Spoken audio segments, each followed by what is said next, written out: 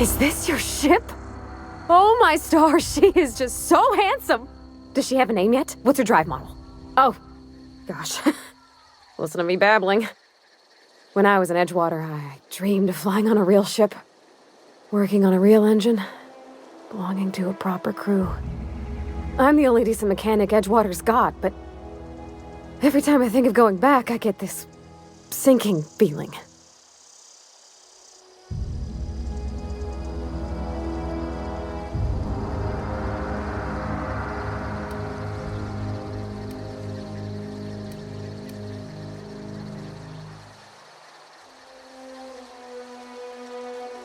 Well, it's kind of you to say that. And you're right. I wasn't happy. I want to ask you something, and you can say no. But can I come with you? I could tend to your engine. I know my G-valves for my catalyzers, and I can keep your ship singing. And if you ever need a pair of eyes watching your back, I can do that too. What do you think? Yes! I mean, thanks. You won't regret this, ma'am. Captain. I can call you Captain now. Ha! I got a captain.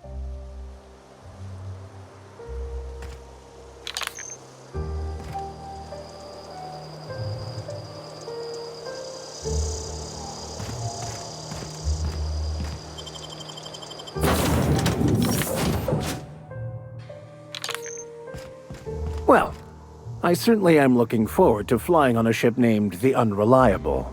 I'll just head upstairs and claim a room.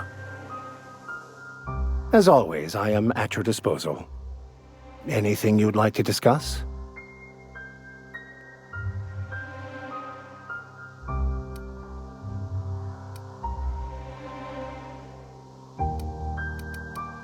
Nothing too out of the ordinary. Just your run-of-the-mill vicar with a violently enthusiastic disposition. That's what my parents called it. I grew up in a pit of a town much like Edgewater. I was destined to be a laborer like my parents, but I was infected early with a need to solve the equation. My passion didn't sit well with them.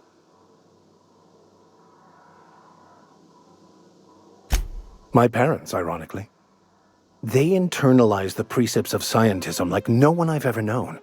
They had a pure faith, a faith that brought joy to them regardless of the situation. I envied that. I wanted that peace. I thought if I became a vicar, I could find it. Or at the very least, find out why I lacked it. They thought I was fighting the plan, should have accepted my lot. Some people pursue the clergy for power, prestige, but that was not me.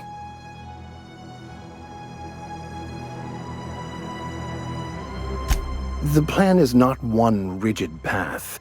There are a variety of multitudes contained within it. Our paths have variance, but we'll end up adhering to it, whether we like it or not. Some choices make the path smoother, some rougher. You can even go outside the lines, but the further outside you go, it's like an unbreakable elastic band. It will only stretch so far before it snaps back. The further it is stretched, the more violent the eventual correction.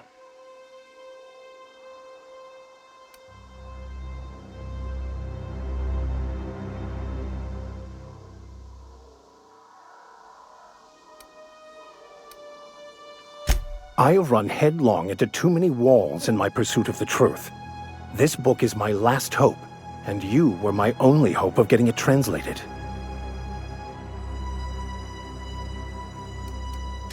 I honestly don't know what I'd do.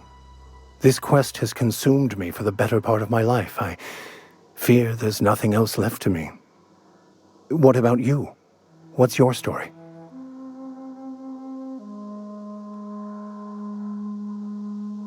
And how did he do that?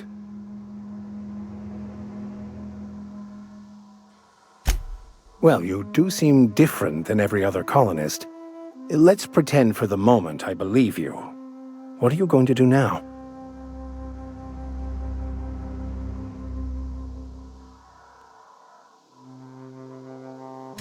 That seems a dangerous proposition.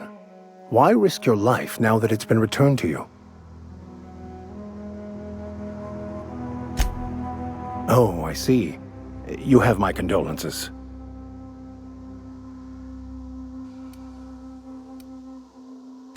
I've been thinking on that. There's a former infamous philosopher scholar who fled Terra 2 some years ago. He's an expert on Bakonu. He's also who told me of the journal's presence in Emerald Vale.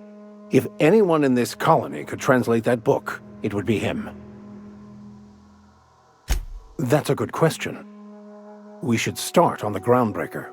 It's where I'd go if I wanted to get off Terra 2. Great place to pick up a ride to Hephaestus, Scylla, even Monarch. All I need is access to a data cartridge from the security terminal. Their easily hackable system keeps a registry of all crew manifests for both arrivals and departures. I'll comb the last 6 months of departure manifests to track the Philosophist's off-world destination. Thank you, Captain.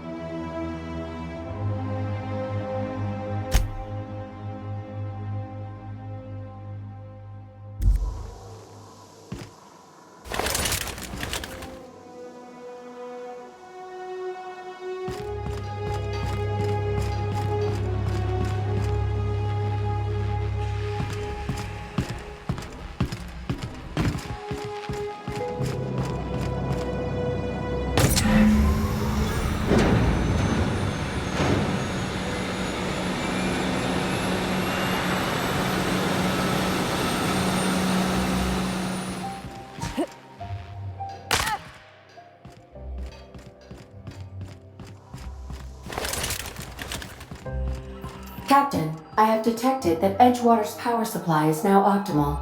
I applaud your willingness to invest your time in the local community. What can I do for you, Captain? All systems are operating within acceptable parameters.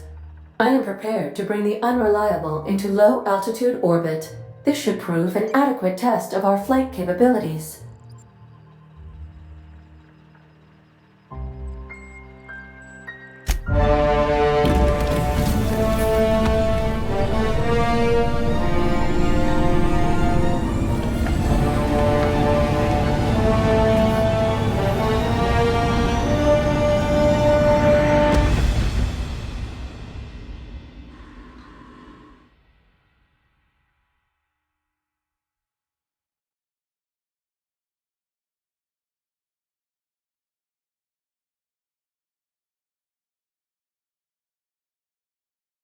We have received a communication request from Dr. Phineas Wells. Aha, there you are, hale and hearty, and captain of your own ship. I see you're putting the unreliable to good use. Shame about her former captain, horrible way to die. How are you feeling, by the way? I lost track of you in that cave back there. Experiencing any, unnatural drippage? Perfectly normal side effect of thawing, I assure you.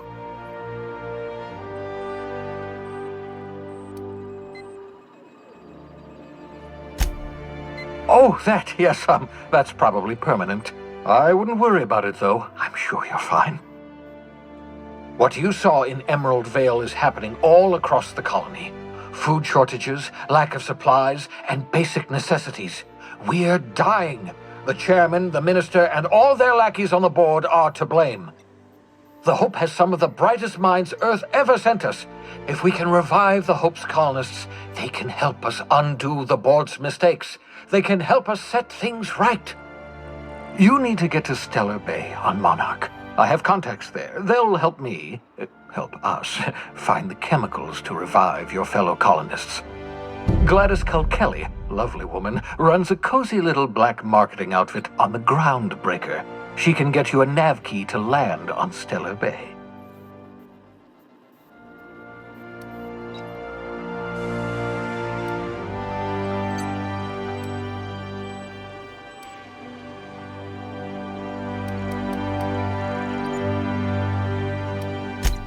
Strictly speaking, Monarch is a moon, terraformed badly, and almost completely lawless. You'll love it.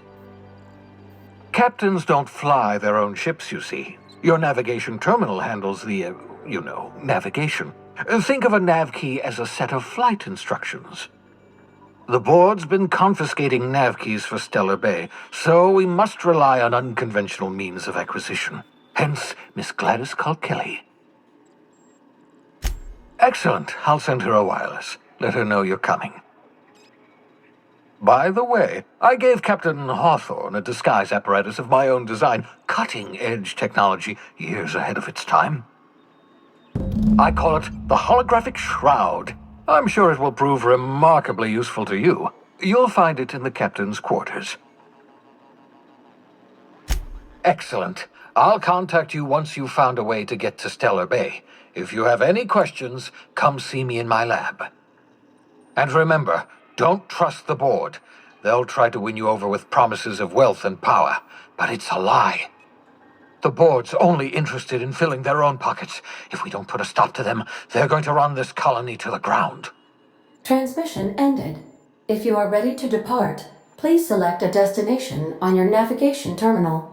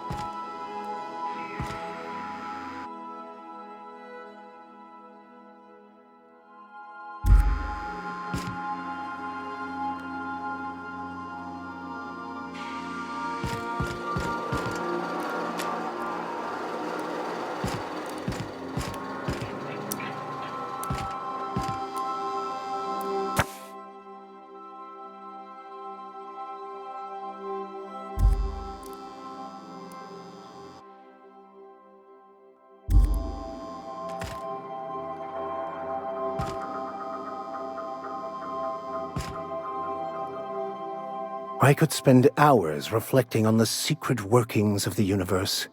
Little else in this colony offers such a relaxing pastime. So, tell me what's on your mind. I excel at confessional listening.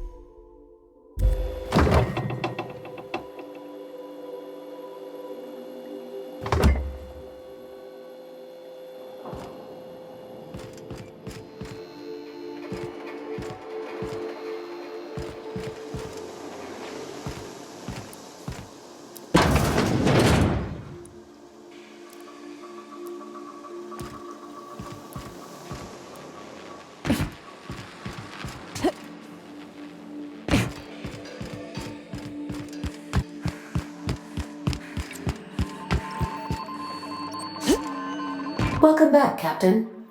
How can I be of assistance?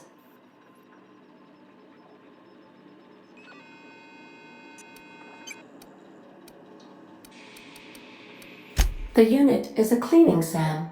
Hawthorne brought it on board some cycles ago, I'm sure with the intent to modify it, but I've never seen it up and running. Alex likely recorded progress notes detailing his efforts to modify SAM. If you check the terminal in your captain's quarters, we may be able to determine what work remains in order for SAM to properly operate.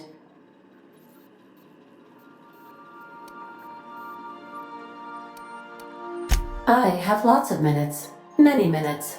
Unlimited minutes, perhaps.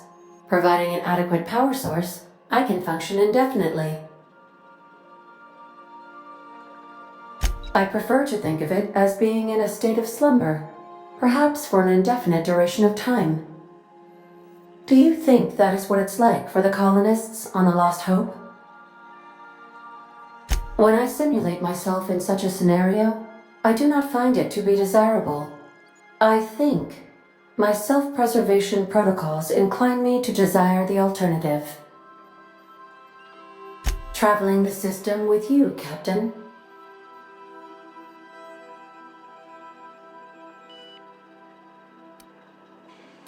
Do you know what it feels like when the ship undergoes an unexpected power surge?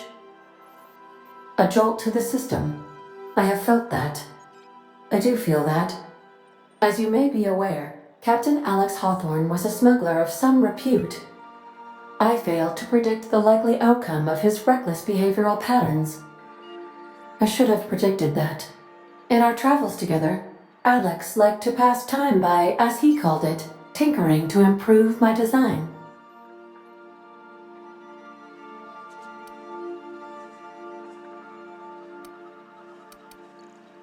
If you mean, was Captain Hawthorne my first? Yes, he was.